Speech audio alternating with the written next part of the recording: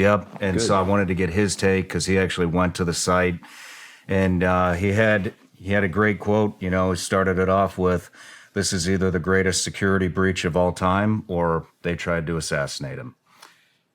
Or they left the door open so wide that any infiltrator could come in. Yeah, he's right. It's one of those two things.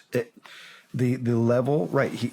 The fact that they allowed that the Secret Service was bested by a 20-year-old to literally draw blood from the Republican candidate for president and former president is inconceivably incompetent. Mm-hmm. And I think the testimony of Cheadle, the director that just resigned, in shame, it's shocking that it had to have incompetence that bad to finally get bipartisanship, that both Dems and Republicans in Congress were calling for a resignation. But I think that is a tip of the iceberg of the amount of rot throughout our federal institutions, whether it's in law enforcement, the intelligence agencies, in the military, et cetera.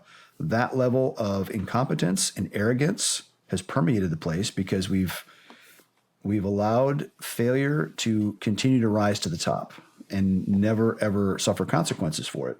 Nobody's really getting fired. I think they were going to defund. Their appropriation was coming up for the Secret Service, and they were actually going to zero out her compensation. So both sides were actually coming for her.